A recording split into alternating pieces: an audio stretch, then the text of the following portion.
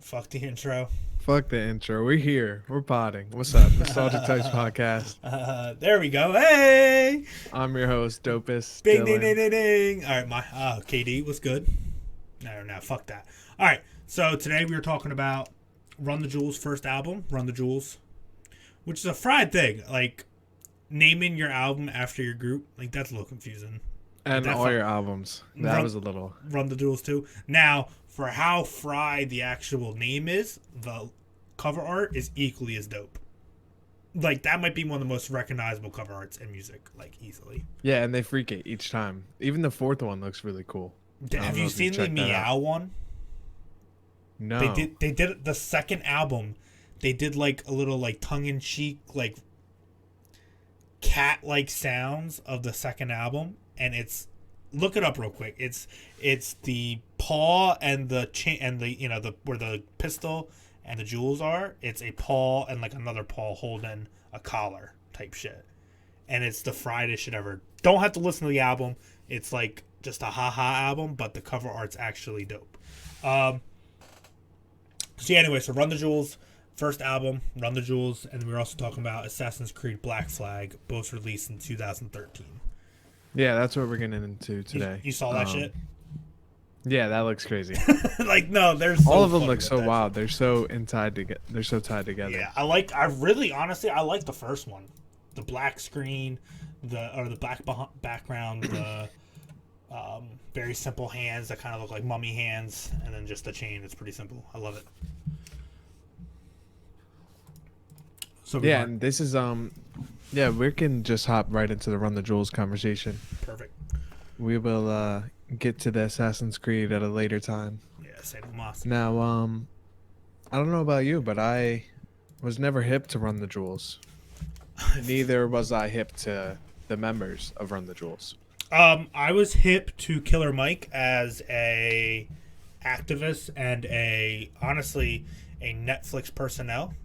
His Netflix series, he has 6 episodes, like a documentary / real life type situation type pieces, and that's how I found out about Killer Mike. That's the same way that I found out about him when he promoted that series on Rogan. Yeah. That's exactly what I was when going to say. That was my introduction to him. And then I never heard of LP before. Like, this is my first time running into any of LP's work. And then I'm going to be honest, when I first started listening to hip hop music, the cover art actually kind of turned me off. I was like, what the fuck is this? Like, this is some wild shit. Definitely not going to be some shit I like. So never listened to it. And then come to find out they're like, these 3 albums are pretty integral to the 2010s underground side scene of hip hop. Oh, right. So you quickly realized their worth to hip hop. Oh yeah, easily. Yeah, for sure. Even if the sounds aren't, I mean, we'll get into each individual song, but like even if the sounds aren't my shit, for the most part, most of the sounds in the album aren't my favorite when it comes to it's very techno-y. What they're saying and how they're saying it, and the two coming together, I could see how it does have a pretty important impact in music in general. And Killer Mike's been here for a minute. Yeah, he's been here. He has been here. Like, they were both just in like doing a little research for this. I saw that they've both been doing this, right? Oh yeah. I mean, LP he was with a part of a lot of different groups, growing up. Like, he literally formed a group with a DJ that was at his 17th birthday party, and they started putting out like pretty decent music. Nothing super mainstream, but yeah, LP's dope. I started following him on Instagram. That dude, he's about this action. I fuck with him. That's so cool. The fact that he produces all their shit. I think that's the coolest part about him. You can tell that, at least with the first one, I didn't listen too critically to second and the third, but the first Run the Jewels album, you can tell that some of the beats are meant for him, and Killer Mike kind of hops on. Yeah. Shit. Like, he was crafting the shit, and he knows him, and then Killer's like, oh, let me just put a 16 in here. And I was like, Killer doesn't sound too great on this, but LP's killing it, because this was, like, in his vision, what I'm going to sound like on it. Right. He might have already had some shit written for it, Yeah. type of thing. So, but really, where Killer Mike got his first start, like in this hip hop shit, was on Outkast album. Did you see that in Snapping and Trapping? One of their biggest songs off that album, Stankonia, had Killer How Mike cool on is it, that? and it That's was such a that's how that's that such a shit good used to loop. be, bro. Like Yeah, the handouts, the alley oops. from your city, man. Like Yeah, right. Atlanta sticking together. Honestly, Atlanta still does that. Like Atlanta's on that shit. I think that that's still happening a lot. It's just, well, maybe not a lot, but it does still happen. It definitely still happens. But now it's more so like, I don't think it's city specific. It's more so like the OGs in the game just putting on the youngins. Yeah, yeah. I mean, Where like before it was more so like city based. people hate on him, but Drake does that shit way Right. too often. That's who came to mind first. Yeah, I mean, what's crazy is it's like he does that, and then he gets the preconceived notion that he's a culture vulture, or he just hops on shit to get hot, and then leaves. Like, oh no, you're all good. Like, didn't you ever think he's doing the opposite? Like, he's helping homeboy out, and then he makes it hot, and then he's like, oh, go do your shit now. Whatever you got to do. Like, I got you this fan base. Like, right here, have fun. Like, no one would say that about Outkast. Like, oh, you're just trying to make Killer Mike. Like, you're just biting off Killer. Like, nah. Right. So, but yeah, and then no, these guys have been doing this shit for sure. Yeah, they've been clocked. And it's great that their long clock in has paid off for them in their career. And what's crazy is too, man, like,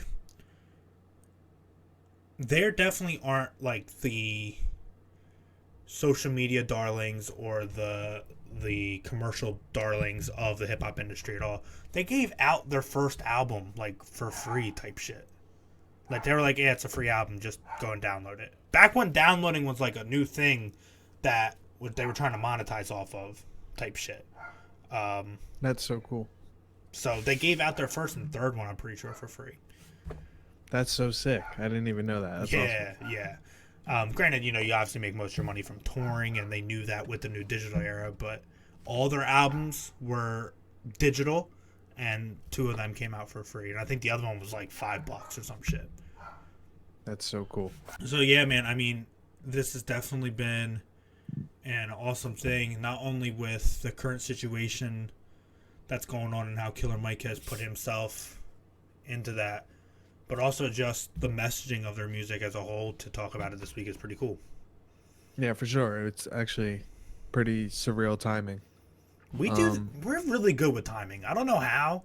There's been a lot of really good timing stuff we've had these past couple weeks. Like the Yeah, it's been like that. All these Tribe like and most of our Zelda. podcasts. Yeah, I mean, it's cool. I have a clip that I want to play. I don't know if like the mic will pick it up well, so we can cut it if it doesn't. But it's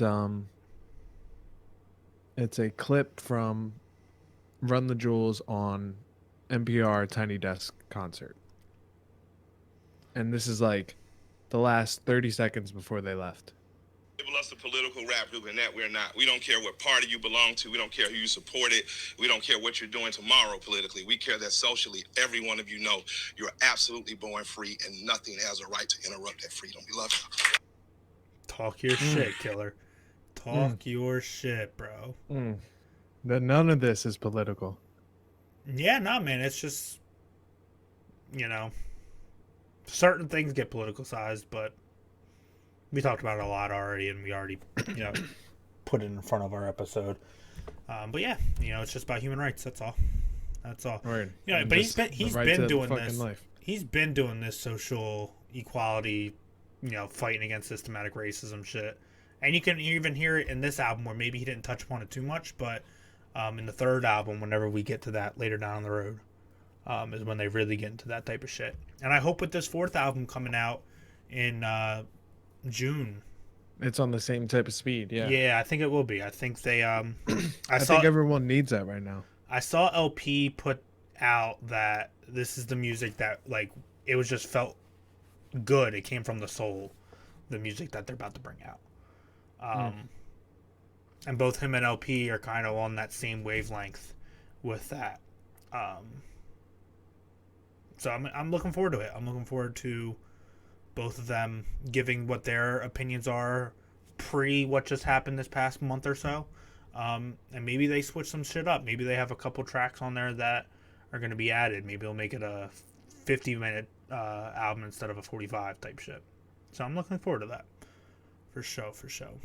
Yeah, even off just looking at the rumored track list for this upcoming album, the outro is a few words for the firing squad. So you can already tell that It's going to be some they're going to shit. get into it. Yeah. They're going to get into it. So that's good. Bro, That's what everyone needs right now. Yeah. Yeah. I mean, yeah. For sure. And if you want to go check out Killer Mike's documentary series that he has on Netflix, it's called Trigger Warning with Killer Mike. I don't know if it got renewed for any more seasons, but it came out last January. So, you know how Netflix plays. Sometimes they take a 1.5 year break from shit and then bring it back in after a 1.5 year. Like, they don't give a fuck. So, That would be cool if that comes back because that's a really great watch. It had LP in it too for a couple episodes, so that was cool. Yeah. So, I mean, you want to get into this track list, start breaking down some of the songs? Yeah, we could hop right into it. Perfect. What we got? All right. So, yeah, the intro.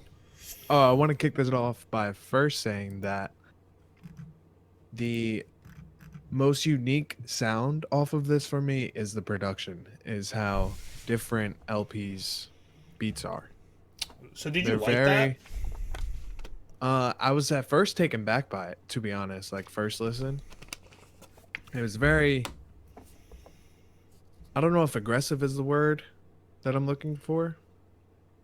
They were just very loud, like up tempo, high beats per minute. Yeah, definitely. Well, So, I think like- what made them aggressive was how LP and Killer Mike would perform on them. I don't know if the beats necessarily were, but I think how they interpreted them made each song kind of aggressive. Right. And then in turn, the beat like sounds different once they rap on it. But that was like what, at first I couldn't even, like the first song, I wasn't even like listening to them spit. I was like, wow, this is such a such a high tempo beat. I was like, wow, that's crazy. So yeah, like first and foremost, I wanted to lay out that LP's production is unique. That's the word that I'm glad you said that too, because I had the same, not issue with the album, but had to do the same thing because I was losing myself in the different techno sounds that I'm just not used to, especially in modern rap. Right. Which is like so weird. Yeah, this is like recent. Thank God this was only 32 minutes, because I think I ran this album between today and just this past week and a half, probably like once a day at least, and a couple days twice. Just because I was like, the first couple listens were just me like getting over like, whoa, the sound, right? Yeah, like what yeah. it sounded like. And then obviously sometimes what LP was saying and Killer Mike was saying had to be dissected more than just once or twice. Neither one of their rhyme schemes are too crazy. Like, it's never like a Kendrick song where you're like, wait, he was doing inside and outside rhyming and then flipping it back, and he's taking the second and third bar and rhyming with the fifth bar. Like, it was never something like that.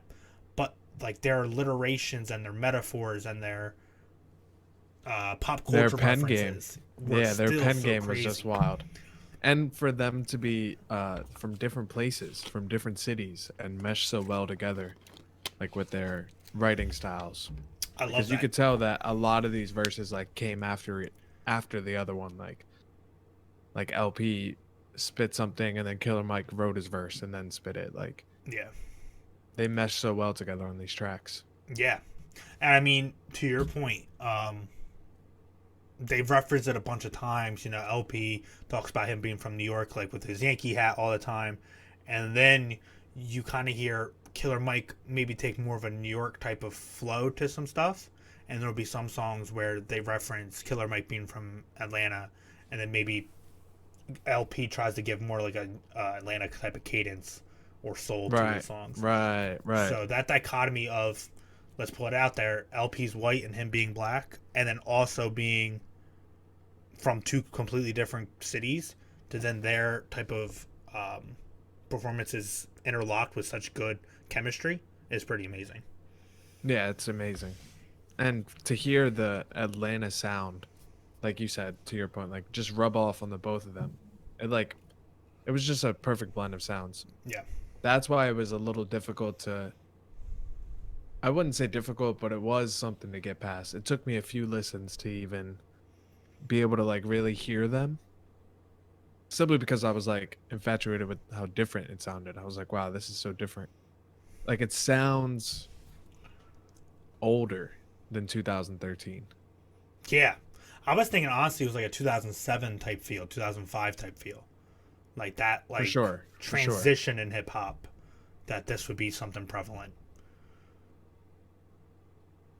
And Yeah, to be for sure. honest, it feels like it was kind of just like a random grouping up, Like I know they worked on Killer Mike's rap game album. Rap, it was like an acronym rap game. I know that Which LP had was 2012, 2011, 2012. something crazy recent, comparatively to the album in 2013. And then they start working together. Like I didn't find anything where it was like, oh, they planned on working together. It was a big rollout. Like, bro, they kind of just threw out one single and said, here it goes. Like, have it. Like they didn't give a shit about any record sales, any shit like that. And it's my fault for not like looking into it after watching his show. But I remember watching Trigger Warning and thinking like, man, these are some older guys. Like they must have been doing this shit for a minute. And they weren't. No, I mean, Like it's only the last decade that they linked up. oh, you But mean you like would think together? that they've been doing this forever. Oh yeah, no, yeah. I mean, they've been doing. You kind of said it earlier. They've been doing music for a minute, but they didn't link up with each other until the later part of their careers. Like that's kind of cool to see. Yeah, that's so sick. People consider this hardcore hip hop. Like I guess that's the genre it falls under. I guess that kind of speaks onto your aggressiveness of the songs, because I don't really consider this hardcore hip hop. I guess just the tone of it is. That's different. a good word. The tone of it is like aggressive. Yeah. I don't know if aggressive is the word, but No, you know what I I'm saying. think you're right on that. I think you were right in saying aggressive. because they're It not just- saying anything aggressive. Their subject matter isn't. There is aggressive. one song that they were saying, "Get it." Like anyone can get it. Like Oh yeah, great song, great track, great But- track.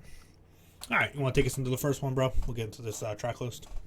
Yeah, for sure. The intro to Run the Jewels first album, Run the Jewels, Jesus is Christ. track number 1. Help Run us the out, Jewels. guys. Help us out a little bit, man. Like that's a triple Yeah, that's entendre. crazy. Don't tell me how. Ooh, Don't even tell them how. Don't even tell them Jesus. how. Yeah, this is a good track. This was off the first time listening to it, I was taken back. But now that I've given the album so many listens, this one is hard. I Yeah. thought that this was a skip. No, not at all. No. I said the beat is interesting the first time I listened to it. I was like, not really my shit. But then I really started to hear how LP was giving it up, and I was like, Right. yeah, no, he's going crazy. Like Going he, crazy. He already's like, all right, I know people that might be Killer Mike fans are gonna look at me like, who the fuck is he working with? So I had to go crazy real quick. Also, bro, the chemistry is felt right off the bat, like easily right. Oh yeah, definitely. Off the first song.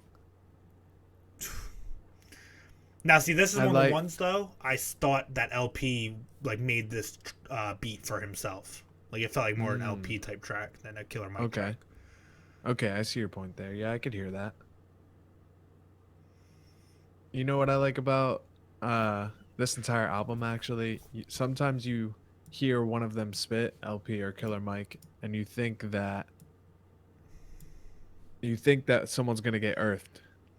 Oh yeah, Like I thought Killer Mike wasn't going to be able to make a come- comeback on this track. no, he did But though. the last verse was crazy. He said, "Often I'm smoking, coughing, Mm. sip lean on a bean like Boston." I That think he said flow Pimp is C so on some crazy. shit too, bro. Oh, he went No, nuts. it was wild. And then I like at the end where they just said the goblins are awakened. Like, kind of gave that vibe of where's just some raggedy ass dudes about to give you all Yeah. some crazy shit. Honestly, that Yeah, might that be was the pretty tone, just like raggedy, like just in your face, not giving a shit type, like Mm. some nasty motherfuckers. I Word, love word, that word. shit. That's a good point. Like that raggedy rap. Because I would Maybe never that's say what any of we these should call songs it. are beautiful. Like none of these are like, oh my god, the soul in this song is crazy. But like the feeling you get from these songs, it really makes you feel like, nah, I'm about to go run some shit. Like let me go run these jewels up.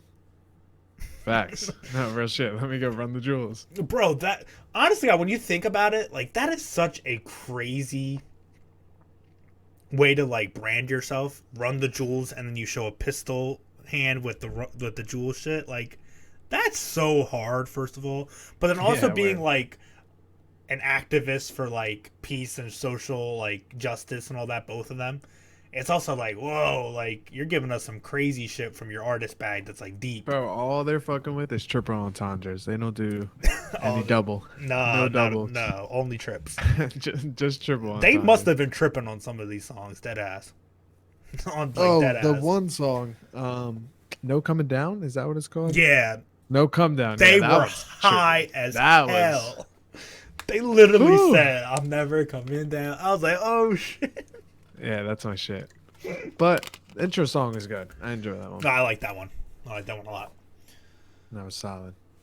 So the second one has one of my favorite MCs of all time and Big Boy on it, Banana I Clipper. know this is your man's. It is my man's. It's not my man's. Andre's my man's, but I'd be fucking with Big Boy because he's associated. That's like your man's. Your man's like literally like he brings him around all the time, like I gotta fuck with him, like it's Yeah, never yeah. like no beef, but who I'm inviting is Andre and he'll But bring that's Big your Boy. man's. Yeah. So I feel that. I'm gonna be honest though, his 16 was cool. Like it just felt like he didn't give his full 100% effort. Like he was just like, I'm gonna give this to Killer. Like we're gonna just get on a song together, and it was cool. Didn't like reminisce with me. Like it wasn't super memorable. Yeah, it wasn't wild. The best part of this track I think is probably the production. The production on this one was wild. It's more. But- I even said it. It's more my like my notes. It says it's more my style. The beat is Yeah. comparatively to the first song. The first track. yeah, Right. this is more my style. Yeah, I feel that. The Big Boy verse was kind of lackluster, but it's okay because he was floating. He was talking his Atlanta shit. Yeah, but again, it's cool that they still work together. Like that working relationship. Big Boy and Andre are Atlanta royalty. And Killer Mike has turned himself into that over the past decade. But even then, he still was able to get Big Boy on a track for a random ass album at this time. Like, yo, you're just going to be on this shit. Like, can you just give us 16? He's like, yeah, of course. Yeah, that was cool. Nice Now, cool verse. Killer Mike, he might have earthed these two. He Yeah, said this is elegant definitely as the his track. president and an African elephant. I was like, ooh, giving us the sauce, bro. I was not. Started hitting you with eloquent. and shit. No, I was. Whew. Now, see, that rhyming scheme was crazy. That was like one of the only rhyming schemes I was like, whoa, he is saying some shit. But I like how there was no hook on this track too. That was cool. They were just barring. that banana clip. They were just barring, Yeah. letting everything off.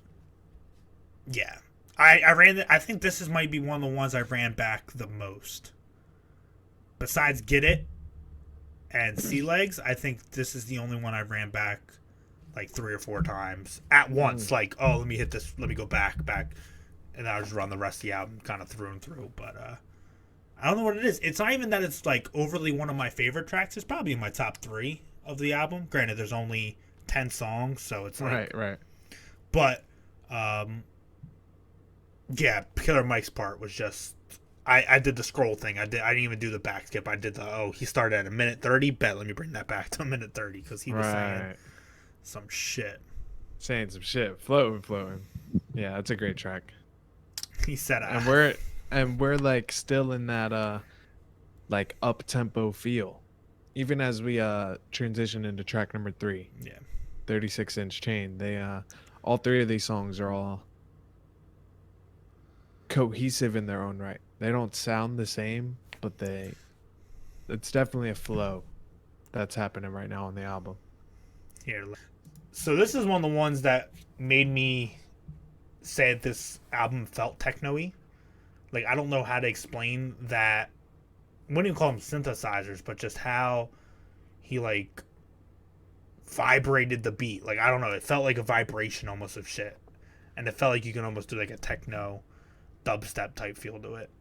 Yeah, it was definitely very techno, electronic beat type feel to this one. And they were talking their shit on this. Yeah, this might be the best pen type shit. It's best rapping on the whole album. This was their braggadocious track. They got their bars off. I think LP's pocket he got into was easily the best on the album for him. Like, I don't know, he was coming in and out. He had, very rarely he has flow switches, but this is the one he had a couple flow switches. He would pick it back up, put it back down type shit. Like, again, you can see where he benefited from him being the producer on the album, because he kind of felt that. He felt the rhythm of the song when he was making it, not just, here, Mike, play it, and then spit. Right. Mike still went crazy, though. They made this one. He made this one for him type of thing. Yeah. No, he was floating. I think it's crazy that this was the single. What do you think made them choose this as the single? I was just about to ask the same thing, bro. I'm not too sure. I don't think they gave a shit. I think they looked on a dartboard and said, here, and whatever one hit, that's the single. Maybe that was that is how the album sounds, honestly. Like this doesn't sound like anything different. We have this conversation time and time again about how, like, just how singles become singles and how sometimes they sound completely different from the entire album. Yeah. And this one doesn't. I'm gonna be honest though, I don't think this is just from an outsider, and I don't want to make it sound like any hate, but it doesn't feel like they structured the album in any particular order. I feel like it was more off sound, not like messaging or telling a story at all type thing. So I feel like similarly with 36 Chambers, they were just like, okay, we'll put it third, and we think this is the one that we both floated on, and have it. Simple. Like you said, and simple. I mean, less label shit going on. You know, they released on a very small label. It wasn't like they released it on Def Jam or Interscope, which I guess is basically the same thing at this point, but whatever. You know, they didn't release on that, so maybe there wasn't as much push on that part. Which is cool. You can definitely hear that too. And none of this stuff is very radio friendly, so it wasn't like they were gonna get a radio hit off any of these songs. Right. So it really didn't matter what the single was. Yeah, this is a great track just to be like, fuck it, this is a single. Let this be the first track they hear. And I think they only released the single, what? 3 weeks before it came out? Yeah, 3 weeks before it came out. Less than 3 weeks. Yeah, same month. That's crazy. Like, that never happens. Never. And granted, this is the only single, too. This is definitely the only album we've had with the only one single. Did Chances have... Chances had more than one single, right? I don't know if that had single... Well, it's a mixtape. That's facts, bro. So I think that's facts. This is the first one with one single. Because first album with one single. I'm thinking of just the big ones. Cole's didn't have more than... You know, it had more than one single. It did have more than one single. Everyone 50s, had more than one single. I mean, it was released on Fool's Gold labels. Like, that's just a Brooklyn-based label. It's an independent record label. Like, I'm sure they didn't give a fuck. They just said, oh, Killer Mike is on our shit? Cool. Let's rock it. It was recorded in New York, though. The album? Yeah. Oh, that's so cool. So they were together. It wasn't no file sharing shit. It was... That's awesome. Killer was up there. So. And how many albums do we have? I mean, just like how many do we have with one single? How many do we have with just this small amount of credits? Oh. None? Like, it's just how many people all together? Less than 10 worked on this album? Bro, it might be 6. I think it was what? Yeah, I don't... If you count the features, yeah, it's 5. 5 different people worked on this shit. 6 different people. That's crazy. That's so crazy. Granted, that's awesome. 10 songs. So maybe add a third or fourth song, like 13, 14 Right. songs. There might be a seventh, eighth person. But Yeah, right. granted, the last album we just did, Vince Staples shit, he had 20, 30 different people working on the album just because you had writer credits, you had Right, exactly. vocals on the hooks, you know. Even the production. Sometimes there'd be 3-4 producers on one song. Yeah. Which is nothing wrong at all. Like, that's just how that shit works. It's a collaborative effort. Vince was still giving it up, but you can definitely tell it was really these two in the stew grinding this shit out. So yeah, I don't think we have a skip yet. I don't think No. I think everything has been pretty solid so far. Like I said, really it was Banana Clippers were the only beat that was really in my wheelhouse of style. But Run the Jewels and 36 Change, these guys just have such good chemistry. They all make it sound pretty good. Yeah. Track number, what do we have? 4? 4. Track number 4. Yeah. Do Dope, Fuck Hope. Which is the chorus, by the way. I guess we'll say the Right. chorus. Is it a hook? Is it a chorus? I don't know. It's whatever. Just It's, a little refrain. yeah, it breaks up the 3 or 4 verses we have on this shit. I loved it. I thought Yeah, that great was, track. I thought the chorus was very simple. Obviously, just do dope, fuck hope, but it had a message behind it. You know, he's not actually telling you to do that, but it's that dude in your neighborhood or the outside influence saying, yo, yo, yo, yo, yo, just do this. Fuck whatever you was thinking about, bro. Just there's nothing you can do about it. You might as well just give Right. in and release yourself of whatever you're feeling. Yeah, and something that we should definitely point out, which obviously you and I know, but I definitely know for older audiences that dope, he means weed, not like dope, like some hard drug type Crack. shit. Yeah, no, yeah. Yeah. It wasn't. Like we're talking about weed here. So like, do dope, fuck hope. At first, like off listening to it, sounds like a harsh statement, but if you just think about it as smoking weed, then it's like a way better. It's just satire. Like it's a great line for a song. Yeah. Yeah, I know he talked about it on the Breakfast Club with Charlemagne. And he was just like, yo, like, I said it in a satirical way, but, like, truly kind of believe it because he used the word dope for a reason because some people still think dope as, like, some, like, crack cocaine type shit. Right, exactly. But he was saying it like, oh, no, it's weed. Like, pharmaceutical companies are giving us all these pills that are way more fucked up and way more accessible and way more socially acceptable.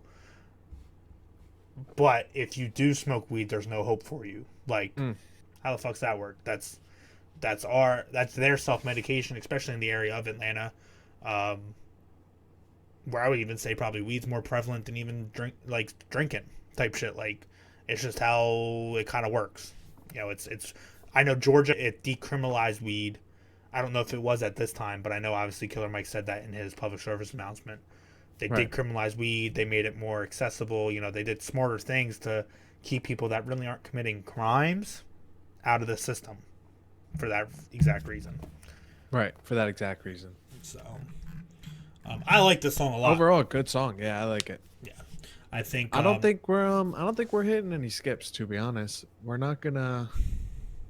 I don't think we'll hit like a long banger after banger no. here getting into the later half of the album, but I don't think we're skipping much. No, At I least me, think anyway. maybe one. I think I had maybe one skip. I'll find it. I forget which one it is. But nothing when I listened through it, you know, I mowed the lawn today. So, you know, phone in the pocket, running through it, whatever. I didn't tap my AirPods, was like, all right, skip this song. It was just like, all right, I'm just gonna run it through. So nothing was a blatant skip, like, I don't want to listen to this shit. No, for sure. So, you know, do dope, fuck hope. My favorite line in it, I wanted to real quick give a shout out to my man LP. You don't want to look into my big crystal ball, suck the future. It was just like I think he kept going after that with the same like type of analogy. Oh yeah, there was a that bunch same, of different. wordplay. I was like, no, he's floating. He's getting his shit off. Because I said it earlier, but that was one of the bars that I looked at and I was like, man, he doesn't ever like impress me with his actual rhyming. Like he doesn't rhyme or bend words in the craziest way. But because unfairly or fairly, I guess, whoever you want to consider it, some people, their consideration of a good MC is how you can bend words and actually rhyme and how fast I can say stuff, or how I think this is equally as impressive as when you aren't the most impressive rhymer in per se. I wouldn't say he's bad at it, but it just was nothing that was like over your head with how he rhymed it. But what he's saying and how he can get it actually to rhyme is insane, and that's a skill in itself. That's the craziest part, right? That might take more creativity at the end of the day, you know? Yeah, I agree with you. So just only having that, I don't want to say like being in that box, but really just having to rely on like what you're saying. So you can tell that they just put the work in with their pen, just writing. And obviously because it almost seems effortless, honestly, their metaphors and their similes. Yeah. And they never seem out of pocket, because sometimes if you get into that bag, you might try to get out of pocket to get that sentence in type thing, where maybe the more wordsmithy rappers that can formulate the syllables and all that, they kind of get the syllables incorrectly. They never want to out-syllable themselves on a bar. He didn't do that on any of these. He stayed in his pocket the whole time and still was just like, hey, I'll get my message across and give you the witty bars at the same time. So I just want to put that out there, because LP, honestly, like I said, I had no working knowledge of LP before this, and I was pretty impressed with his actual pen in this shit. Me too, bro, for sure. Where Killer Mike might be a little bit better of a rhymer, and also has different views and outside workings more verbally and publicly that might cloud my judgment of him a little bit in a positive way. Like, oh, he might be more out there in his messaging. I think LP, with the no preconceived notion of what he was pretty impressive. Yeah, something that we discussed yesterday in our conversation was how great with words Killer Mike is, inside or outside of music. Yeah. And especially inside the music, it's so prevalent. Yeah. He's just like a wordsmith in every sense of the word. So, Killer Mike for president. That's all I'm coming. Dead ass, bro. I'm with it. I'm here for it. He would be so funny. No suits. I'm here. Like, just a t-shirt. Just imagine like the president has a podcast. He just like puts out a daily podcast. Oh, that'd be fire. Talks to the people. He's like, yo, so this shit these freaking white people are doing, man, crazy out here. But I got y'all. Don't worry. He wouldn't take He wouldn't take a photo shoot at a church with a Bible. So this next song, Sea Legs. Sea Legs, track number 5. Bro, I like this one. Like, I really like this one. I like the analogy. That's something that I caught off rip. Sea legs. That's something that's like a sailor's saying. That, break it down for the vetted. People. Yeah, break it down. That you're just like vetted out of ocean. You know what I'm saying? You got some sea legs. Yeah, you do this. You've been this. Here. Yeah, I'm not new. Nah, this ain't my first time around the waters. Talk to him, do the science. So that's how Killer Mike and LP are feeling. Yeah, I mean, when I said in this might have been their best rapping on the album earlier, this is also the other best rapping they've had on the album in Sea Legs. These two went crazy together. Might be my favorite beat on the album too, besides Banana Clipper. Yeah, the beat was hard. The beat wasn't very, I don't want to keep using this word, but like aggressive. This one was, their pocket was a lot more chill. And they were just getting their shit off. Yeah. All right, LP. All right, LP. All right, brother. LP. Yikes. Nah, LP's LP. Nice. Bro, what was the standout for this one was Killer Mike sending some bars some people's way, man. He had some smoke with some people. Did you catch him? Oh, who do you have to smoke with? Oh who was he shit! You smoking? didn't. Oh shit! Do I have He to was break over some my shit head? down? All right, hold on. Give me the science. So, bro, yeah, the rap genius on this shit. Here we are. So apparently, so the bar he gave out, he said something about rappers stealing shit, and apparently, he made a comment early in the 2010s that 50 stole a song from him.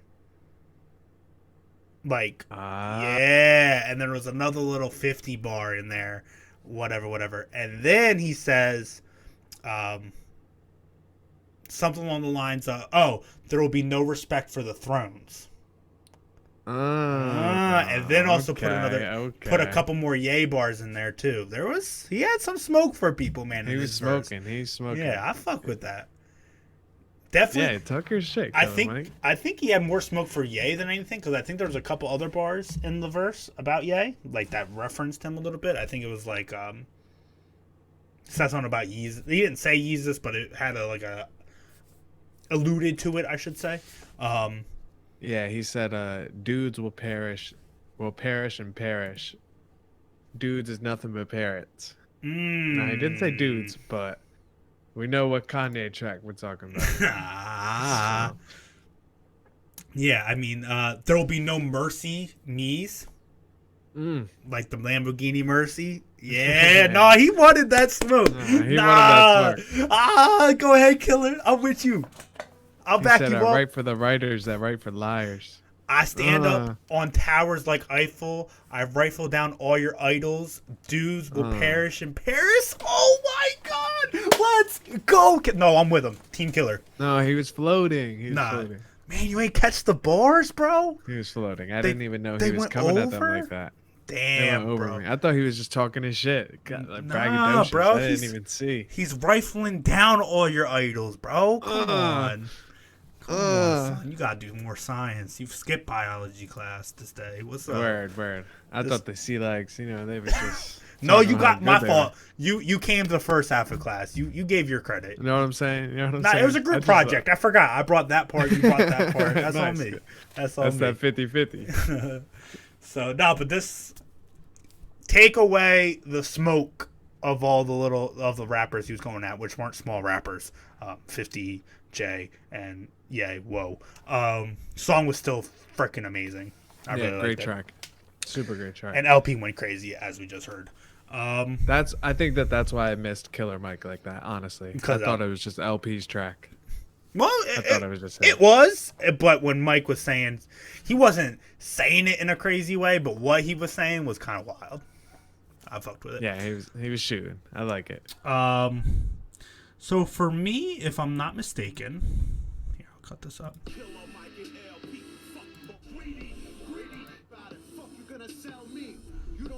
Okay. This isn't the one yet. It's getting there. I do like Job Well Done. The beat's a little simple for me. Yeah. But it's cool. I actually had the same thing written down, that the beat was nothing special, but it was cool. It wasn't ass by any means. But comparatively to the first 5 or 6 songs on the album, it was just a simple track, and it's cool. I'm with that. I do like the one bar that says, "It's like Tyson in the 90s. If I'm losing, take a bite out." I think he said Tyson in the 80s and then brought it back. Oh, but if in Tyson in the 90s again, yeah, no, he was. And then you flip it, bro. Killer Mike Tyson.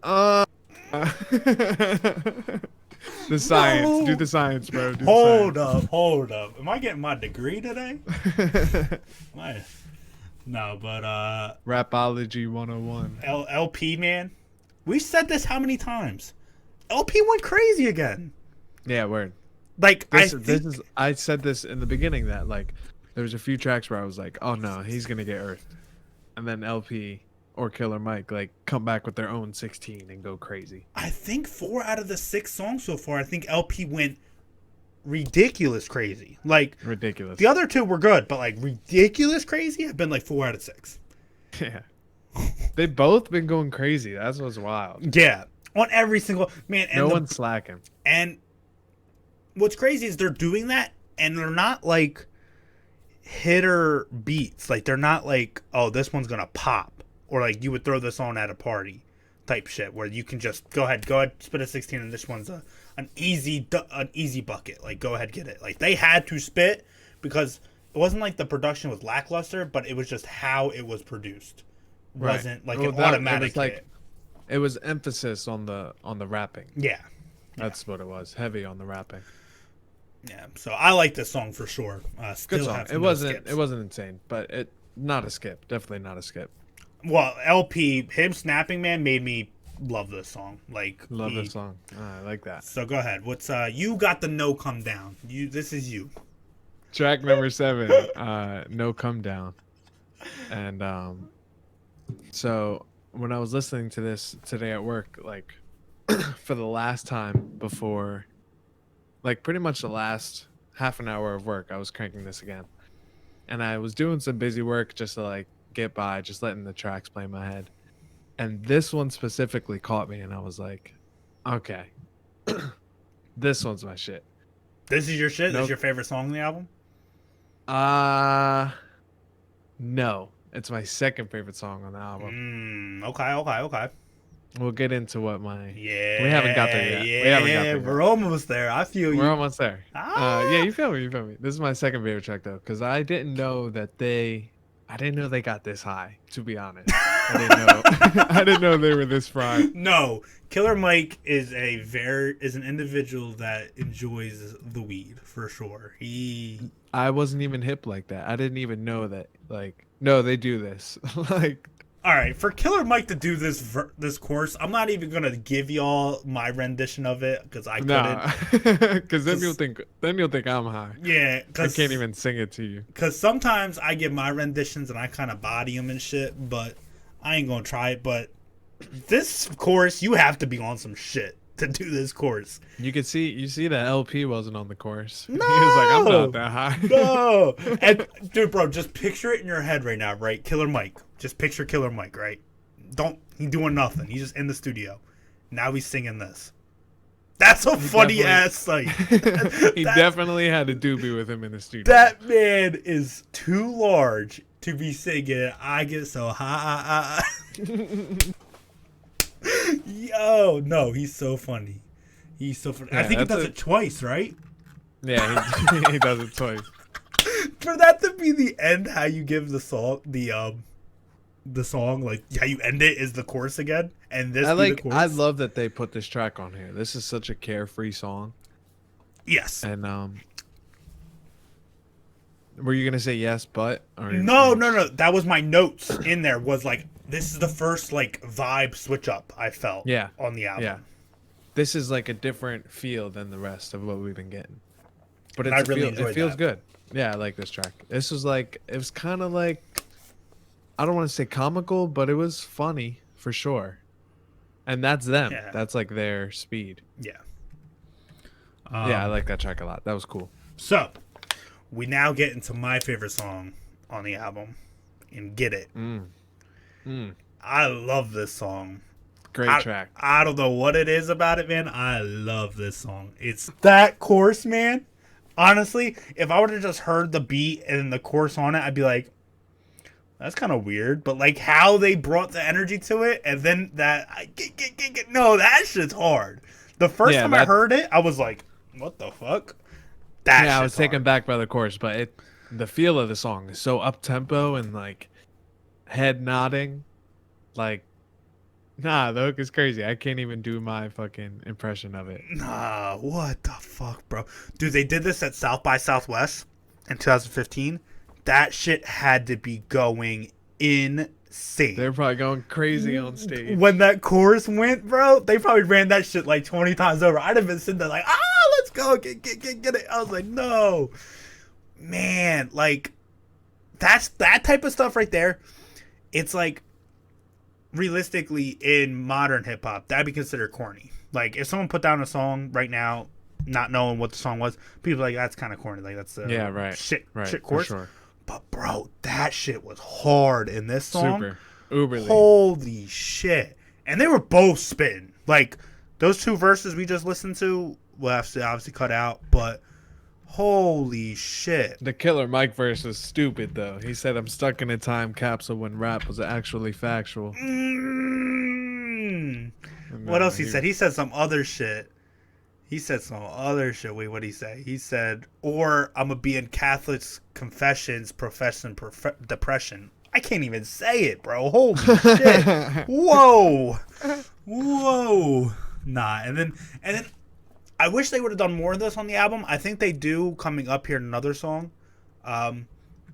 Just give out the sixes and just keep going 6 for 6, like a couple bars. You know what I mean? Like these next couple verses, LP gave a 6, or was it an 8? No, a 6. And then Killer Mike gave a 6, and then LP and Killer Mike did their whole like back and forth for a verse. Like I love that shit when you're doing a duo shit.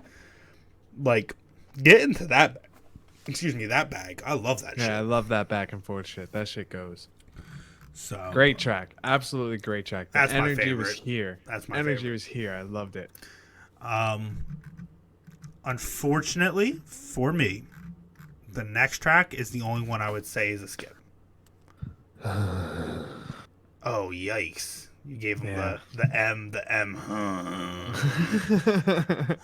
Yeah. This one's one of those I'd throw the 0.5er on this one. Yeah. I'm gonna be honest. Shout out to De La Soul and everything, but Prince Paul's part just wasn't it for me, man.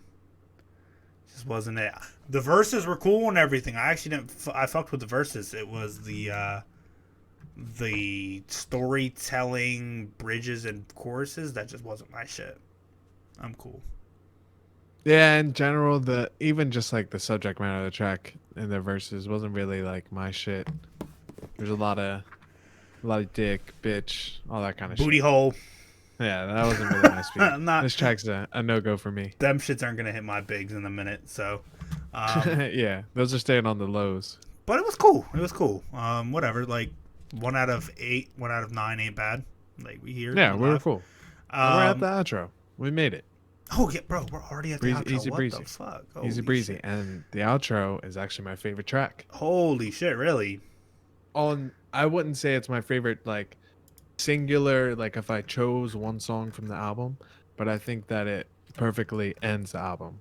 In Like, it kinda totality, it's yeah, in totality, like it in regards to the album, this is my favorite track. it's another one that has no courses. It's just all right. You give a 32, I give a 32, and we'll wrap this shit up. Love that shit. And they just talk their shit. They just talk the realest shit. Yeah. They give a lot of game. This is the one where I feel like this song is more what the vibe is going to be of the 4th album. This type of song. Yeah, no, for sure. That's what I was thinking even when you said that earlier. Like this is that sound that like I don't want to say the other sounds weren't socially conscious, but they were speaking some real shit. Both of them were too. Yeah. So, I mean, like, between it either being just the music industry itself or just the climate in America, like, they're both speaking some shit. Both touching on each topic, too. I really like this one. This is, of course, when you actually start bringing that type of messaging and how they rap, their rapping was obviously very well done. I still think they had better rapping, actual like skills and pockets in other songs, but actually the messaging of the song was really, really special. Yeah, and a great message to end things on. I'm gonna be honest, I don't know walk away why. with. I don't know why it's called a Christmas fucking miracle, but it's okay. We'll have to figure that out one day. We'll Couldn't break really- that down another time. Maybe there's still triple entendre over our head. Something, man. Something like I don't know. Hey, that's a question we'll have to ask LP when he's on the pod. Yeah, we'll bring LP on here. Killer Mike could school us. I wouldn't even know how to talk to him. Killer Mike would get us to like, I don't know, we'd start a march, just you and me. Like, Walk outside and out in fucking Maze knock Lane on the and, like, neighbors' doors. yeah, like, yo, what y'all think? Nah? I bet. Marked. That's so funny. So Yeah, bro. Overall, fucking solid album. Yeah, I think I liked it. I liked it a lot. I think I don't know if I was more excited to do this album because one of two things. Obviously, the new album got announced about 2 weeks, 3 weeks after we planned to do this album. Which, again, we just talked, like, our timing is just impeccable. Sorry, other Potters, you can't do it like us. That's just in our bloods. We can't even tell you how to do that. We know when, honestly, we're going to do a Drake podcast in, like, 2 months. Album's dropping the week after. Just a heads up. Sure. And then, obviously, with what Killer Mike's been doing this past week was also another thing excited to talk about. So, two things that might have upped my degree of excitement for this album, but this album didn't disappoint. No, definitely not. If anything, it without a doubt exceeded my expectations. Yeah. I was talking to Bambi yesterday, and we were talking about, like, album lengths. And we were like, because you were talking about his albums, and he was like, this is a really long album that I'm about to release here soon. And I was like, yeah, man, some of your albums have been pretty short. And, I've been usually a proponent of longer albums. Listen to the Kendricks and the Coles and the M's and, all those guys. They usually bring out the longer albums. But with Which we're both a fan of. Yeah. But with, like, recent listens I've had with the Alchemist album, with the Freddie Gibbs album that released last year with Mustard, with this album, I'm like, yo, I do like a 35, 40-minute album. Like, that's cool, too. Now, Word. I'm not a fan of a 21-minute album. If you're going to try to package as an album to me, you don't. But 35 minutes? Bro, this was a little snack size shit. I like it. I think even if it's... I don't know. Recently, in just these past couple of years, I've come to the conclusion that I don't really care how long it is. It's just gotta, like, get... Pause. Pause. Thank you. Pause. I don't care how long it is. I don't care how specifically how long the album is, but because like X dropped 11 songs, 22 minutes, and it's a great album. So I don't think I've stopped like sweating how long albums are, but I do like a lot of music to listen to from my favorite artists. Because like Cole you could give me 20 minutes, an hour 10 of ass, and I'm just mad Right. because I got 20. Like, keep talking about him. Scorpion. If that shit was 20 minutes shorter and like take 5 tracks off, shit's amazing. He just happened to give us 24 tracks and an hour 30 of music. Yeah, wildin'. Yeah, like, bro, I love you, but I don't like Chris Brown. 3 hours worth of music, bro. I don't need 3 hours of music. Like, I don't have that. Fuck, man. But also then the 7-track shit that came out 2 summers ago or last summer, whenever it was. Wasn't a fan of that either. Even though Cudi shit was hard. That was all Kanye. Yeah, but I mean, we've even been trending in that direction. He just took it to that 10th degree like he always does. But we've been trending in that direction of albums getting shorter and shorter and shorter. I mean, bro, we're gonna have a hard time finding like a 90s album that is less than an hour long, 55 minutes long. Like them shits, it was like standard, like 15 songs. Standard, 50 for sure. 55 Couldn't go minutes. under 60. Anything lower was an EP Right. type shit. So Well, that's how they got paid. Now it's fucking a free for all. You can call anything an album. This is an album. We're dropping albums. this 2-hour albums. What's good? See me. Going diamond each week soon. What's good? But I love this. Nice 30 minutes in and out. Good. Upbeat. Listen. Felt it. Good. Felt the whole message. We're good. Great album. Yeah. Shout out to Run the Jewels. Shout out Killer Mike. Shout out LP. Super. And make sure you guys check out their 4th album, Run the Jewels 4, coming out in June. Coming soon. Yeah, Coming soon. Check your local DSPs. DSPs. Oh, and check us out on DSPs, Spotify, and iTunes. Those same DSPs. Check us out. Yeah, all them shits, bro. Yo, I forgot. We got like a different audience now. We got to let them know. Spotify. We got not SoundCloud. Fuck SoundCloud. Fuck SoundCloud. Apple Podcasts. If y'all fuck with Google Podcasts, you Android users, we got Google Podcasts. Like, we out We're there. everywhere. Yeah. You can get us. We're reachable. Hit us up. I'm you cheap, see too. You see the socials. Hit us on the socials. Whatever. We're here, so. We're everywhere. Yeah. Hey, thank you for shout out the socials. I've been trying to do that lately. There we go. Shout out the socials. Shout out the socials. All right, man. Except Twitter. Fuck Twitter. Any But leaving yeah, remarks? shout out. Oh my god. Any leaving remarks? Nah. I think we bodied that. There we go, man. Great album. We were talking about Assassin's Creed 4 Black Flag, released in 2013. Personally, for me, this was just another Assassin's Creed for me. I was a fan of the series since Assassin's Creed 1.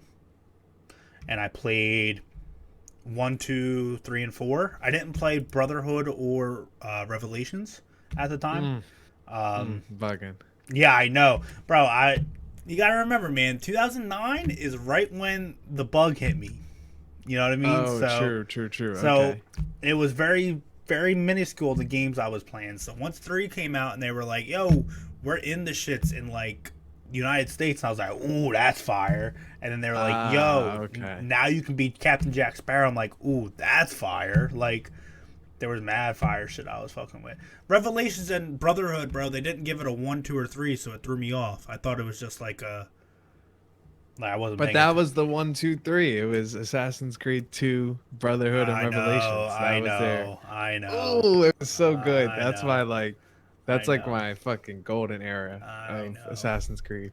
So, like, for me, my intro to the game was, so I didn't get to play the first one, but when I met Eddie Perez, he was playing the first one. Shout out and I Ed was Dalla. at his house. Shout out Ed Dalla. And I was at his house, and I was like, what is that? That looks crazy. Just this open world game where The you're first one. running around stealthily. Yeah, the first one. Looked kind of shitty colors wise, but you could see that Very it was gray. you could see that it was a gem in the making off the first one. So I never got to play the first one besides like him letting me fuck with the sticks for a little bit here and there. Right. So Assassin's Creed 2 was my introduction to the series, first game that I played. Right. Immediately fell in love with the franchise. It's like a really good one because mad people say that's the best one. Yeah. So immediately, like, that's great because they hit that out of the park, the second one. And looking back on it, I don't think that I was even realizing how often they were dropping. That they were on this yearly cycle. Yeah. Like, if I just look at it back, like, nostalgically, I just remembered, like, Assassin's Creed, the game. But really, every year they were hitting you with, like, a new story arc, maybe not so much like new mechanics and shit like that, but they were, like, definitely improving Assassin's Creed every year. Yeah. Yeah, man. I mean, Ubisoft Montreal, who developed them, the Far Cry series, Tom Clancy Splinter Cell series, Tom Clancy Rainbow Six series, Watch Dogs, For Honor. The way they're able to churn out these games, whether it be to bad or good, we'll talk about in a minute when it's talking about yearly. Mm-hmm. But still, the quality of the games they're putting out at the clip they are is amazing. Like, holy shit. And it's just one studio. Granted, they have subsections, kind of like Blizzard has subsections within themselves, but bro, one studio cranking out 6 series, and some of them are yearly, some of them are every 3 years, some of them are dormant right now. You know, with the Splinter Cell series hasn't been around for a little bit, but they're coming back. Tom Clancy Rainbow Six is one of the biggest esports in the world, in that top 10 area.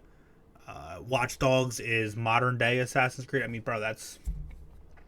Yeah. Before we talk about maybe some of the gripes of the game, I want to just give the flowers to the actual developer on quality and quantity still being, for the most part, there at all times. Yeah, without a doubt. They never I mean, maybe in the entire series you got your like couple misses, but They're pretty big misses never... too. Like Unity and that type of shit. But yeah, but even like the Unity one, like they followed up thereafter. It's not like the franchise ever took a big like lull. no. Where its counterpart that dropped every year really in the same time like of Assassin's Creed come up was Call of Duty's come up. And I guess maybe it's like a tale of the times as to why like that was just the blueprint back then, dropping every year. That was working. I Like mean, last decade, the beginning of it. if you're gonna sell 15 million copies of a game, which is what Black Flag sold, 2 sold extremely well. I know that Revelations and Brotherhood didn't sell as well, but they were still selling upwards of 6-7 million. Why would you not throw that out there every year? Like, you're making half a billy to almost a billy in revenue. Granted, it's not all profit, but why would you not do that if you could? Yeah, business wise, definitely. It Why makes wouldn't you? sense. And you made a great comparison right there. Call of Duty and Assassin's Creed were the figureheads of gaming in this late 2000s era, and really And they were changed. dropping every year. And they changed the trend of video games for the most part. Right. Now we're reverting back to it a little bit, where they're like, all right, maybe we don't need a game every year. Now these two still do it, but that's because they can. Other games have kind of figured out, like, all right, maybe we can't drop one every year. But yeah, I think you made a great point there. I mean, it's definitely weren't lacking content. We'll see what Call of Duty's, because I mean, it seems to me like the hype for Assassin's Creed Valhalla is real. Oh, And this is like the it's first real. time in a long time that they didn't drop every year. Yeah. What was this, like a couple year break, right? 2 years. It'd be a 2 year break. 2 years. Which is still better than no years. Like, Exactly. That's a whole extra year of development on one specific game. So we'll see if, like, maybe we had this conversation when we had our Call of Duty conversation, like whether or not they would take that time to say, let's slow down and focus on this next installment. yeah. I'm excited for Valhalla. That's going to be a great game. Yeah, I mean, I really enjoyed Odyssey. I didn't play Origins as much, but this changing to more of an RPG-esque style with these last two, some people don't like it because they feel like it's taken away from the adventure. Because really, for the most part, Assassin's Creed were just adventure stealth games Right. and whatnot. So they think the RPG elements have taken away from it. But I'll then argue that the best critically acclaimed one, Assassin's Creed 2, had a lot of RPG elements to it. At the end of the day, like, you were leveling up abilities, you were leveling up your weapons. The ones that didn't have it, like Assassin's Creed 3, Assassin's Creed 1, Brotherhood, Revelations, those ones didn't have the RPG elements. And some of them, not Brotherhood and Revelations, but like Assassin's Creed 3, most people don't consider all that great. Which I enjoyed a lot. I liked Assassin's Creed 3 a lot, but that's just me. I think that's one of my unpopular gaming opinions. Yeah, I don't even know how I even like stepped into becoming like an Assassin's Creed head and getting like every single game. But like I said, the 2 Brotherhoods Revelation, that like 3-peat story arc is what hooked me. And then the next ones that I played 3 Liberation. I played 3. I played Black Flag, and Syndicate. That was my next game. Yo, Syndicate? Skip from Black Flag to Syndicate. Low key Syndicate. It's up there. Syndicate So was I missed nice. from Black Flag until then. And Syndicate was nice. That was my favorite online experience of any of the Assassin's Creeds. So I copped Unity. I didn't cop it. I got it for Christmas. Because I think it came out like late November. And by the time I told I didn't tell them, but I was just like, I hope they just don't get it because of how bugged it was, but I still got it for Christmas type shit. And obviously how bad bug Unity was. But apparently, as the game got older, they fixed all the bugs they could and it became actually a pretty decent game. But yeah, same point. I went from Black Flag to Syndicate. So, and I really didn't even play Syndicate that much until recently, to be honest. So I think I mentioned this on a podcast, like where earlier, but when I got Syndicate, I got it in like an Assassin's Creed collector's edition, I remember you disc, saying which- this. Yeah. which had all the games on it, all the previous major installments of the franchise. Yeah. So that's when I went back and like actually beat a couple of the games.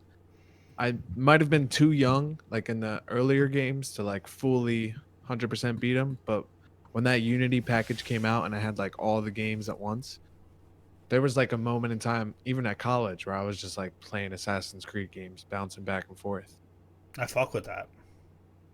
And even the like servers for a few of the onlines were like still up. Like Black Flag was still up. And they were popping. That was a fun. Yeah, it was fun in there. I That's don't know dope. if you ever had any like multiplayer experience. Nope. It's basically like the same shit you're doing, but more so like team-based shit, like hide and That's go cool. seek, capture the flag, that kind of shit. I could see that being pretty cool. I could see, honestly, if you could somehow, what Unity was trying to do, I could see mission-based games, kind of like Call of Duty does with their Spec Ops. I think multiplayer Spec Ops in Assassin's Creed as like a secondary motion or secondary mode would be really cool. Yeah, that would be awesome. Now, That's a good idea. I could be ignorant. They might have that in certain games, but the Black Flags, the Odysseys, the third, the second, and the first one did not. So I don't know if Syndicate had it. I don't know if Origins had it, but it would be a cool thing for them to add something like that into it. Yeah, I think I should try before Valhalla tries out like a more recent Assassin's Creed, because I know that they took a left after Syndicate, Correct. but It still has that vibe to it. right, it's still the same game. Yeah. That's cool. That's awesome. It's more, think less of Prince of Persia with how Assassin's Creed originally was. Think more like a Red Dead Redemption now. Okay. Where it's more you're entrenched into the world and you are growing your character as you're playing it instead of just in that bitch doing missions.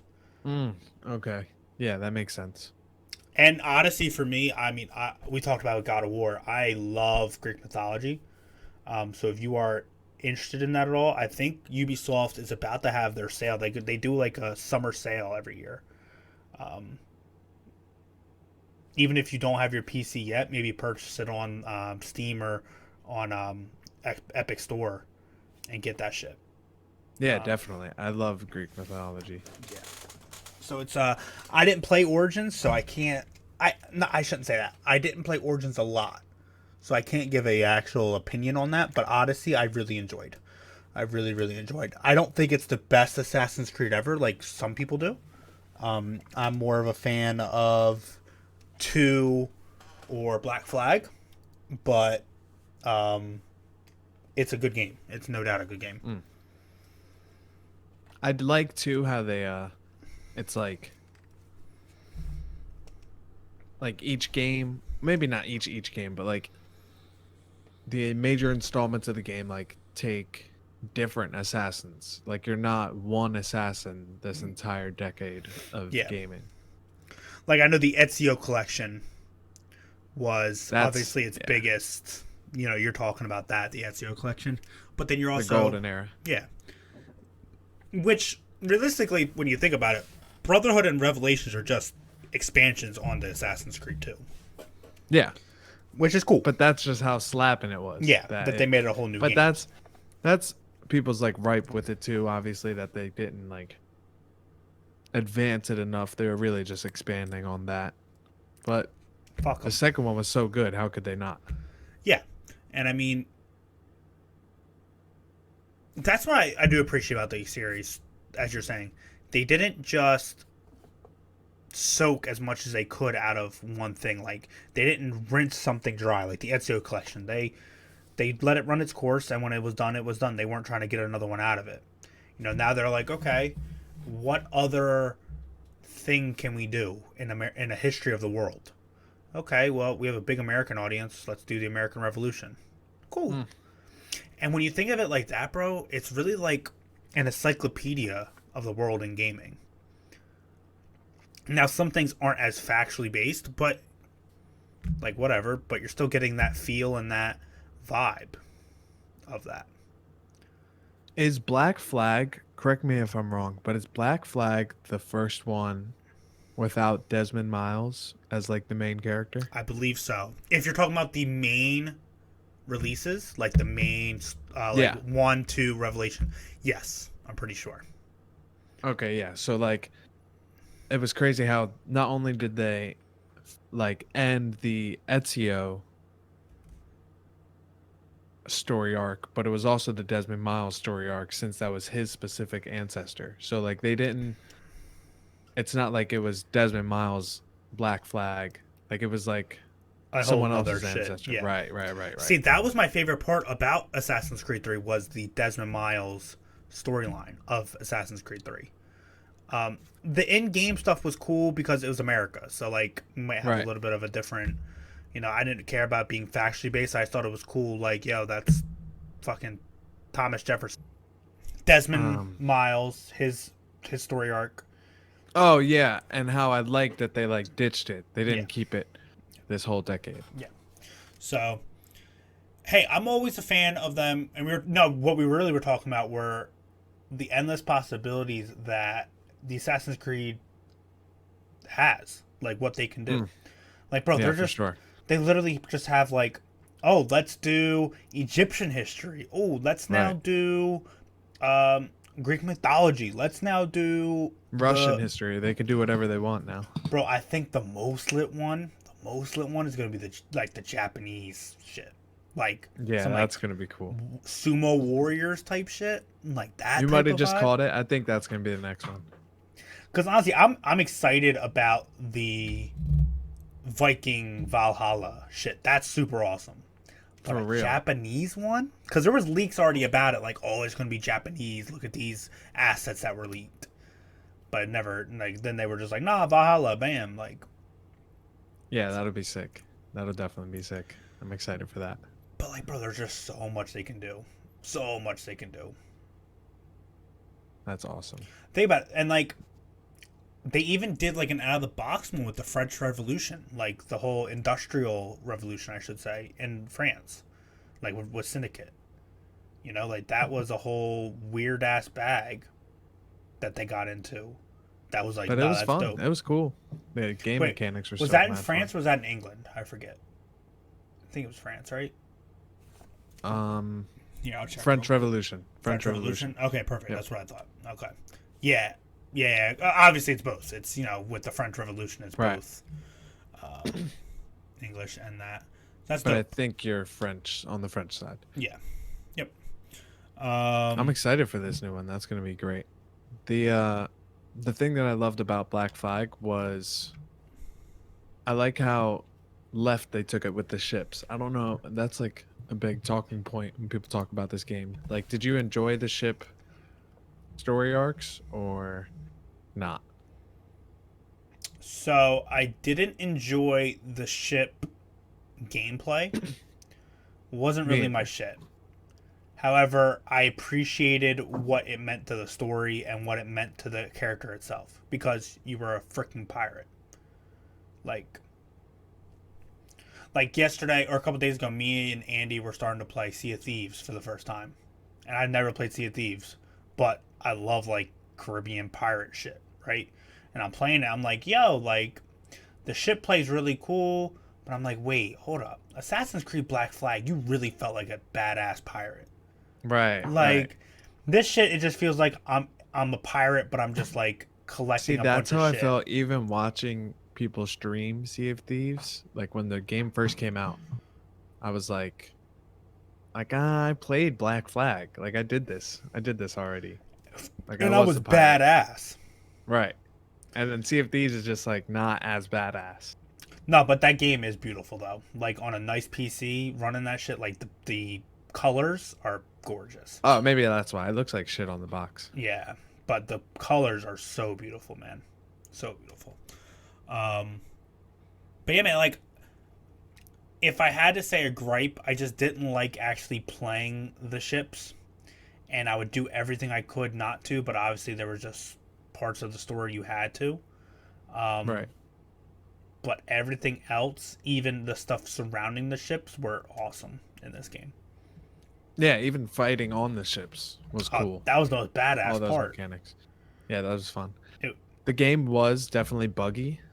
Like the mechanics were a little buggy, but the storytelling of it and just like the story development was Yeah, and second to none. I think that's where they got a little bit of gripe with Assassin's Creed 3, right? Was that the story kind of didn't make sense. Like it was just going back and forth, and it just like had a bunch of loopholes and stuff that just didn't make sense. Almost like they cut Yeah. shit. Where this one they were a lot more precise with their storytelling. I didn't find so many bugs on the Xbox One edition, because that was actually one of the games I copped on launch day of the Xbox One. Because I waited, because I think it came out a little bit before the Xbox One came out. Yeah, it came out like a week or two before Xbox One came out, so I waited until I copped mine. So it didn't have too many bugs on it. See, I was a PlayStation kid growing up. But you also had the PlayStation 3, though. So maybe PlayStation 4 wasn't as bad, but yeah. Yeah, the PlayStation 3, it was atrocious. Yeah. So I understand, but honestly, I feel like the actual fighting mechanics in this one, besides maybe 2, from what I played at least, was the best fighting mechanics in the game. On my side, at least. I thought that how you fought, how it sequenced, it felt, not to tie it back, but it felt a lot like Batman Arkham Knight-ish, with the countering and the... That's how Assassin's Creed's always been, but it felt like they pristined a little bit of it in Black Flag. That's a great point. Yeah, definitely. The fighting, it wasn't like revamped, Nah, but it was definitely focused on. polished a little bit, yeah. But really, what was the best part about it, and we already said it, bro, everyone wants to be a pirate. Like, that's like Right, a fantasy that everybody... This is at the time where this is like fucking what's homeboy's name? Johnny Depp. Johnny Depp. This is Johnny Depp's come up like Yeah. around the same time, like Like 2000, early 2000s. For our generation, yeah. Like, right. Like his... the Pirates of the Caribbean movies were smashes. right before this. So then this was just perfect timing to come out after Bro, that. those are like my favorite Disney movies. The Pirates of the Caribbean shits. I fuck with Johnny Depp. He's weird. He's odd. Nah, he is weird. He has some like really weird shit that we won't talk about, but yeah. nah, like, but those shits, bro, like those were badass movies. Like the first one was so not like low budget, but like they just threw it out there, and then by the time like the third one came out, bro, that shit was like CGI'd out the ass. And that's the why whole this 9 game was so yards. much fun, because it was almost like diving into that same world. Dead ass. Yeah, it was. The And role that's- playing was awesome. And that's what I'm looking forward to a little bit too, because let's be honest, Vikings are just armored up pirates. You know, like they're very sea-like mercenaries. You know, they're attached with the sea just as much as pirates are. So I'm really Right. looking forward to how they interact with it, and hopefully they fix the boat mechanics a little bit. But again, yeah. I mean, if they still have it in there, I'll understand, simply because that's like their way of life. But I just hope it's not 8 hours of the game. right, You know? right. Now, see, for me, like, I think you and me, I don't know if we're in the minority with that, because I see a lot of people that say that the boat mechanics were cool. So I don't know, like, it's like a torn thing for most people. So not to say that they're going to keep it that way and they're not going to take the constructive criticism of some people and change it, but I don't know if it's a 100% on one side. You know, I think it might be more split 50-50. Yeah, it's definitely understandable for both sides too. I definitely see their points. For me, it probably was just like mechanically, like those systems couldn't run it like that. Oh, I think obviously I had the same problem as an Xbox One had, but it was just how the fighting went. It wasn't so much the system's limitations, it was just the mechanics of the fighting of the ships. So, but for it being such a small portion, well, only like 20% of the game, I don't want to gripe on it too much. Like, Yeah, right. the shit was still hard. And to your point, if the fighting on the ship, not the actual fighting of the boats, the fighting on the ship was tough. Like, you felt And that's like, going to be so tough as a Viking. That's going to my. be so cool. Bro, you're going to whip out the dual, like, axes. You're going to start fucking people up. You're going to say, fuck that, let me get my little knives out. Boosh. Those have to be, like, one of the coolest fucking weapons in video game history. I was just about to that say hidden that. blade. Bro, it's iconic. And that game was in the first one, right? Or am I bugging? Mm-hmm. That was like that was off rip. the seller of the first one. Oh, it was so cool. Bro, let me tell you, man, the first one, it felt there was just, you were doing things in that first game that you've never done in any other video game. Like, And that's what was so mind blowing to me about it. I was like, I've never seen this before. so what I was most mind blown about, because I can remember to this day, because I got that shit, I think for Christmas as well that year, and I don't think I played anything else. I got Mario,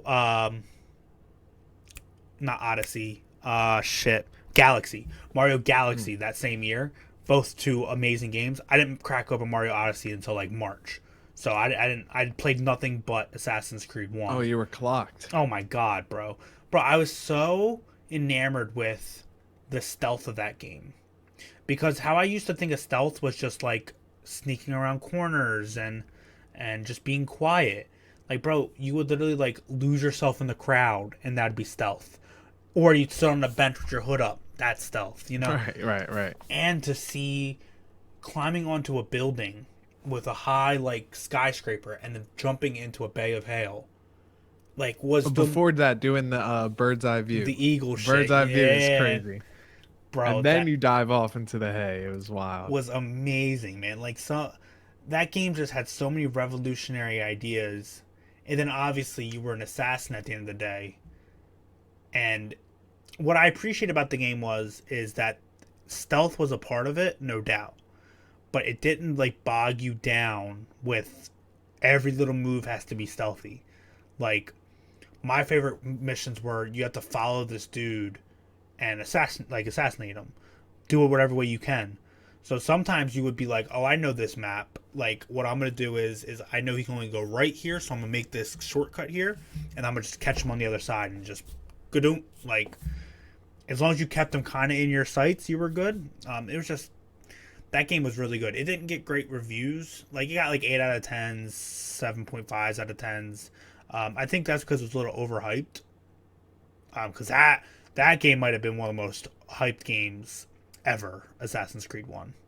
Yeah, they definitely, the rollout was full force. Insane. Full force. So maybe it didn't reach the hype, but it was still amazing. And then for its predecessor to just completely Kill. smash, that's like all you could want from the first one. There's not many games, bro, that the predecessor is undoubtedly better. Like, that, we'll say Grand Theft Auto 3, that type of shit, you know, that jump it took from Grand Theft Auto 2, Right. Halo 2, But to go 1 to 2, and no, that's wild. smash it, yeah. They smashed. And I think Assassin's Creed 2 is what really made it so they could be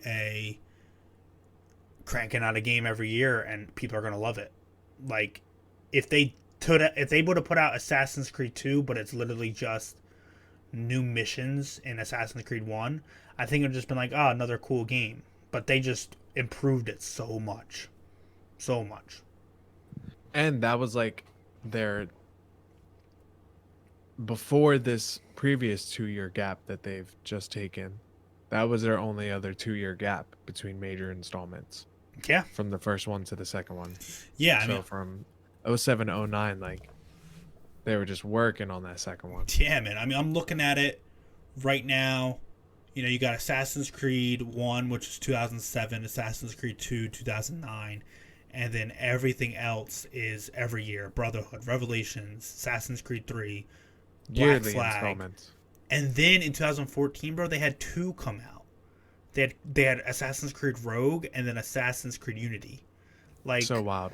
bro, you're starting to dilute it a little too much there when Right. 2 come out in the same year. That's because they wanted to fuck with the exclusive to the new console generation, and then Yeah. also have one for the old console heads. It's like, oh, and then it can be played on this one too. It's like, Yeah, that was a cash grab. I'm like, That's bro, what that come was. on, man. Like, I get it. What was Rogue even about? Like, I never even looked at Rogue before. If I'm not mistaken, it's the same thing as Unity. Is it? Um, It's just they weren't fucking with homeboys on the other shits. Damn. Yeah, I mean, Unity, honestly, bro, Unity had such a good idea.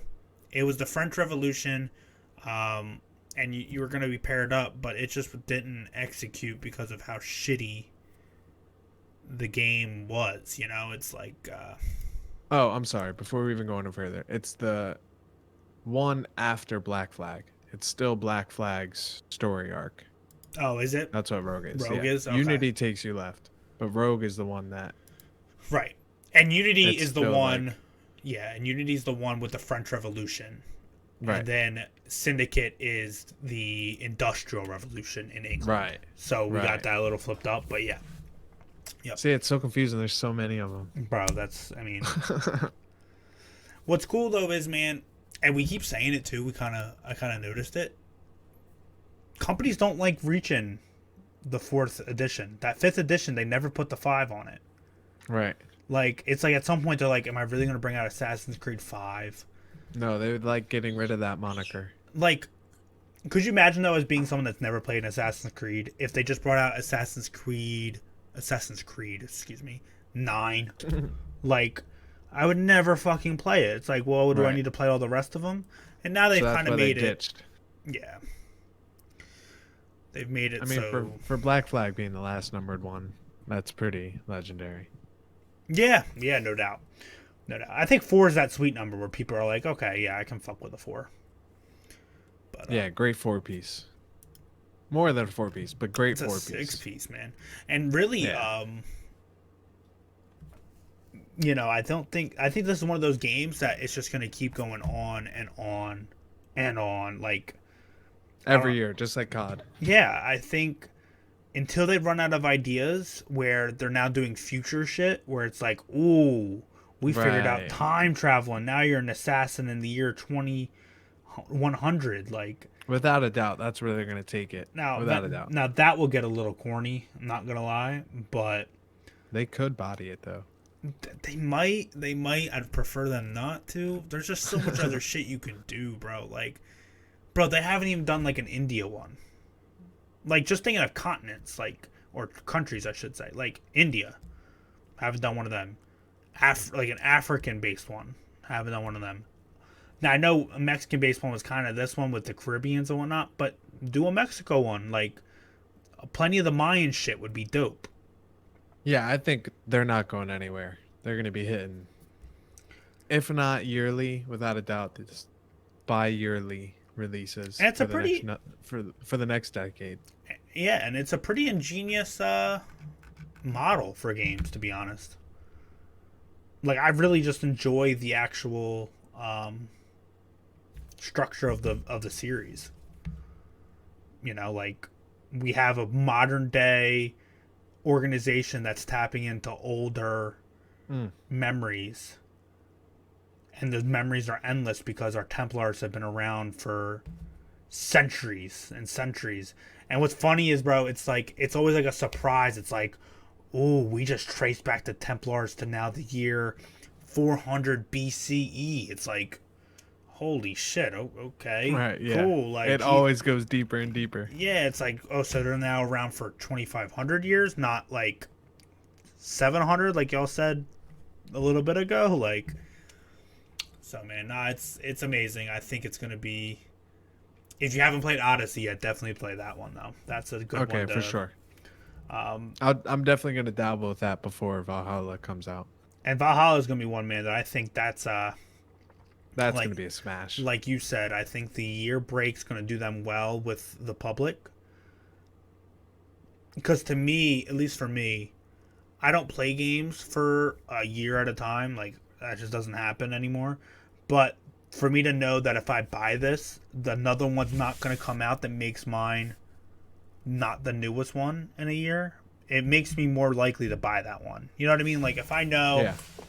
Call of Duty Black Ops 5 is coming out next year, it's like, am I really going to buy it because I know Modern Warfare 2.0 is coming out next year, you know?